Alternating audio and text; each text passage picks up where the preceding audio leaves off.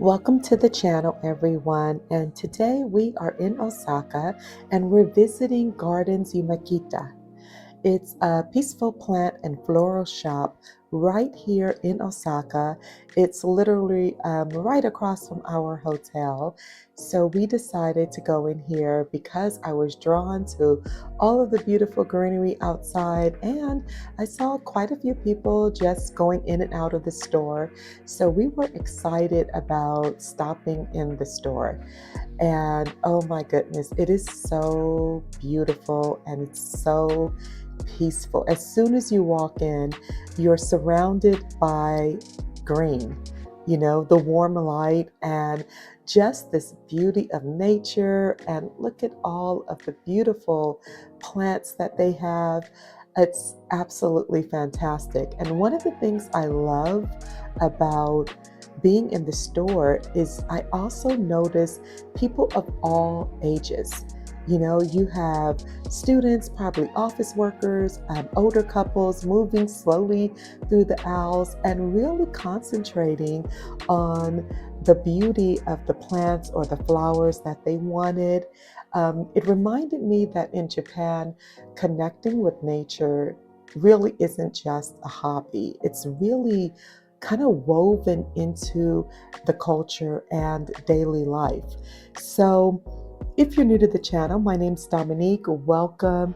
And if you love content like this, go ahead and subscribe. I'm sure I'm going to do some video that you will enjoy. And the channel is really just about existing in traveling and existing with the culture, with the people, and that's what Exist for Travel is all about. So that's what we're doing today, and I just enjoyed being in the store. We were here for probably about 30, 40 minutes or so, maybe a little bit longer, because I just kind of browsed through the aisles, really staring and watching some of these plants, and it's just absolutely beautiful. One of the things about Japan is you really can respect the culture. And I remember back in the day when I was in school, I had a world religion class that really impacted me because I learned about a lot of different religions.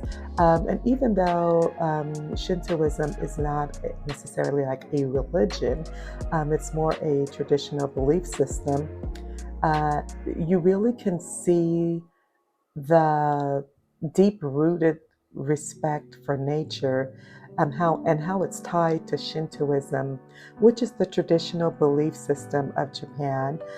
Shinto teaches that spirits like kami exist in natural things. So you have this real respect for the trees, the mountains, the rocks, the rivers, and even the smallest plant.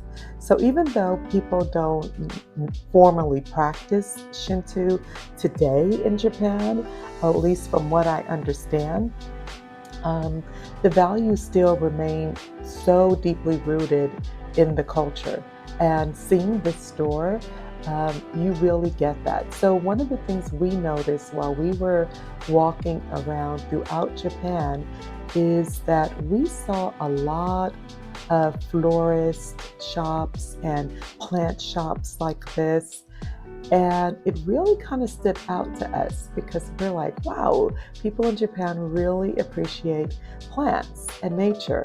And you really get to see that when you're walking through the store and watching people quietly looking and trying to decide what they want.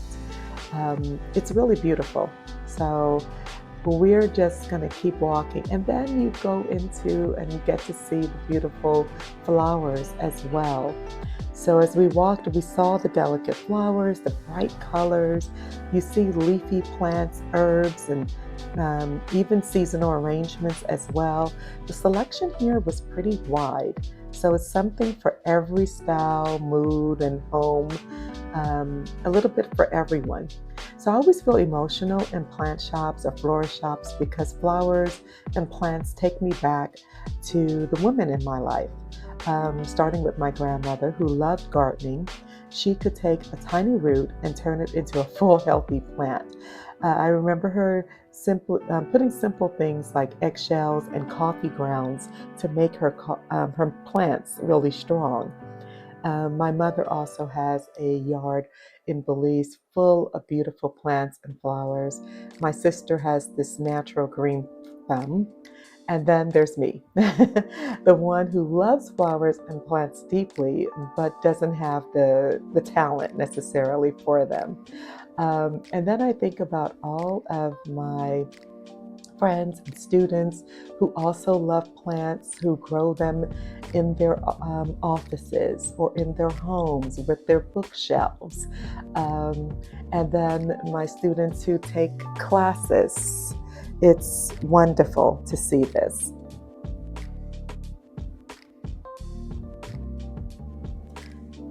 So later that evening, I was inspired once I was in my hotel room to take out my little notebook and do a little freestyle poem in memory of my grandmother, but also remembering the people right now in my life that make me remember the beauty of nature. And so here it is. She is green, Osaka green. The green is everywhere, strong yet soft, delicate yet alive. Green is secretive, a quiet mystery, and still somehow loud in its presence. Protective, yet so free. Green slips away, follows its own path, never afraid to simply be. Green is a romantic, looking for love, for care, for protection, looking for stares, for admiration. Green, I see you. I always remember you. She is green.